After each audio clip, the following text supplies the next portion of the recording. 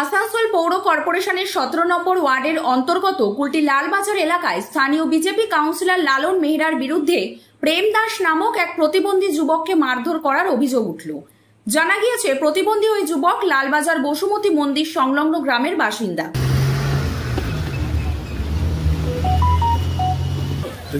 আমি youth president 17 নম্বর word. এ বিষয়ে বিস্তারিতভাবে প্রেম দাস কি জানাচ্ছেন দেখুন। আমার এটা হয়েছিল, এখন বৃষ্টি পড়ছে, ঠিক আছে, কদিন আগে তো আমার 3 দিকে বাড়িতে লাইন ছিল না, ঠিক আছে, লাইন বিজলি লাইন। তো আমি কালকে রাতে লালন মেহরা কাউন্সিলর 7 নম্বর ওয়ার্ড ওকে ফোন করে জানিয়েছিলাম। তো আমাকে বলে ঠিক আছে, কিছু হবে না, আনাপ সাপ বলে ফোনটা কেটে দিয়েছে। আর প্লাস আজকে 11টা-12টা নাগাদ আমাকে খুঁজে পড়ে বাড়িতে গিয়েছিল, প্লাস খুঁজে পড়ে আমাকে মেরেছে। 10-12 জন ছিল আজ, ঠিক আছে। বাস ওটাই জানা আমি কুলটি থানার মধ্যে কি লালন মেহরা ছিল, ওর সঙ্গে একটা কালো পাটা লোক থাকে, পাতলা করে ও ছিল, প্লাস লাল বাজারে 2-3 লোক ছিল, ওরা ছিল। নামটা আমি লালন মেহরা কি মারধর করেছে? একদম লাল মেহরা মারিছে আমাকে। আমি বলছি আমি এটাই একটি ছিল কি আমার বাড়িতে লাইন ছিল, আমি কল করে বলেছি স্যার আমার বাড়িতে লাইন নেই। ও আমাকে আজকে খুঁজে আমাকে মারিছে, বলে কালকা থেকে আনসাম বলছে, গাল দিই নাই, আমি গালাগালি করি না, কি আনসার বলেছি।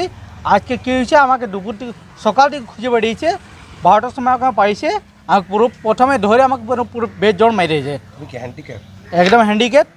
প্লাস ওর সঙ্গে 10 থেকে 12 জন ছিল, প্লাস আমার পাড়াকার লোক ছিল ওখানে, ওরা কেউ বাঁচাতে আসে নাই, ঠিক আছে। 2-3 জন পাড়াকার লোক ছিল, ওরা কেউ বাঁচাতে আসে না, প্লাস ওরে সাথ দিচ্ছিল। নামটা আমি বলবো না, বাস আমি বললাম। তুমি কি থানায় লিখিত অভিযোগ দিলে? থানা আমি লিখেছি, এটাই দিয়েছি আমি, ক্যামেরার সঙ্গে ঘটনা হয়েছে। আমার একটাই আছে কি আমি কাউন্সিলরকে বলছি কালকে রাত্রে, আজকে আমাকে মারধর করেছে।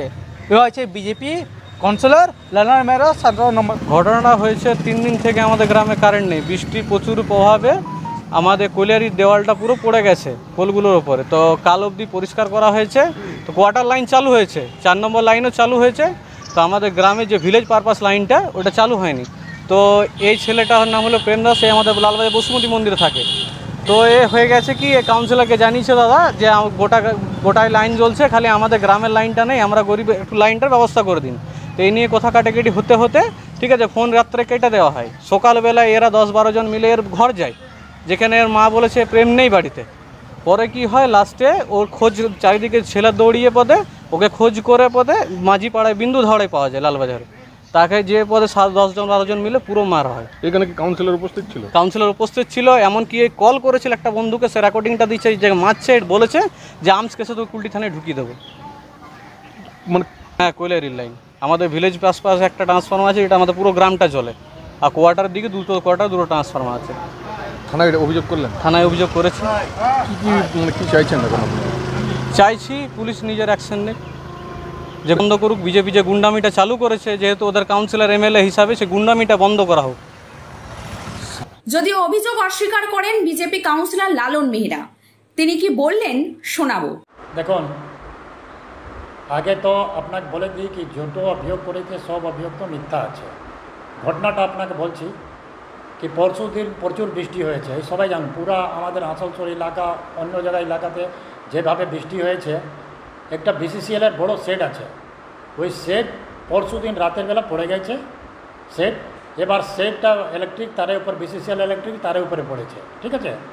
এবার ধরুন কি ওই কাজ তো বিসিসিএলের কাজ, তাও আমি নিজের উদ্যোগ নিয়ে বিসিসিএল কর্পোরেশন থেকে আপনার জেসিবি এনে, তারপরে ট্র্যাক্টর এনে, যত এখানে ইট পাথর বালি পড়েছিল সবাইকে তুলা করালাম। এবার বিসিসিএল ইঞ্জিনিয়ারকে ফোন করে ডাকলাম, ডেকে তারপরে ওরা যে তারগুলো আছে, পোল পড়েছিল, পোলটা ঠিক করছে। ঠিক করার সত্ত্বেও এবার আজকে ইলেকট্রিক লাইনটা ঠিক করবে।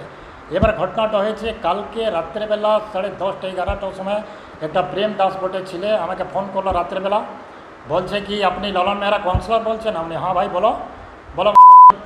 মানে যা তা ভাষাতে আমাকে গাল দিল।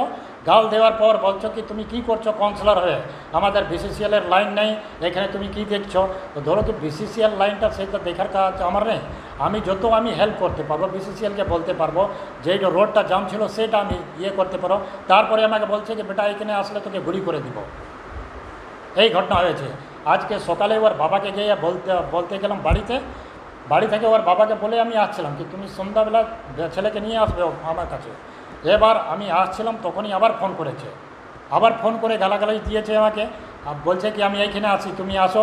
ওইখানে গিয়েছি, ওকে ওই বলেছি কথা কি তুমি গালাগালাজ কাকে দিয়েছো, আর তুমি যে গুলি করবে আর্মসটা কথা আছে, এই কথা হয়েছে, আর কিছু নেই। একদম না, সব মিথ্যা ঘটনা, সব মিথ্যা সাজানো ঘটনা আছে। কেউ মারধর করে না, ঠিক আছে? আর মারধর করতে যাবো কেন ওকে? আমরা এটাই বলেছি তোর আর্মস কোথা আছে, আর্মসটা বের কর। আর আমি জানি ধরুন কি কিছু লোক আছে অ্যান্টি সোশ্যাল লোক যে ওর সঙ্গে জড়িত আছে। কালকে যদি আমার উপর কোনো ঘটনা হয় ওদেরকে নাম দিয়ে আমিও যাচ্ছি একটা কমপ্লেন করতে। তারা কি টিএমসি করে মনে করছেন? সে কি পার্টি করে আমি বলবো না, ঠিক আছে, কিন্তু আমি জানি কারা আছে। অপরদিকে এই বিষয়টিকে বিজেপির কালচার বলে কটাক্ষ করলেন কুলটি ব্লক তৃণমূল যুব সভাপতি বিমান দত্ত। একজন জনপ্রতিনিধি, তার কাছে তো সাধারণ মানুষ কাজের জন্য যেতেই পারে, কিন্তু যদি যেহেতু অভিযোগটা উঠেছে, যদি অভিযোগটা সত্যি হয়ে থাকে, তাহলে আমার মনে হয় জিনিসটা খুব ভুল করেছে। এটা নায়কদেরকে কি বলবো, এটা বিজেপি সংস্কৃতি, বিজেপি কালচার। আর আমি যেটুকু শুনেছি যে কোনো কমপ্লেন হয়েছে, তো পুলিশ ইনকোয়ারি করবে, যদি দোষী থাকে তো শাস্তি হবে, আইনের কথা চলবে। কুলটি থেকে ওয়াসিম খানের রিপোর্ট, 24 ঘন্টা লাইভ। অরিজিনাল জিনিসের সাথে নতুন জমানার টাচ। ভালো সময় দেখতে হলে কাঁচরাপাড়ার বিশ্বকর্মা ওয়াচ। এই শোরুমে ঘড়ি পছন্দ হবে সববার।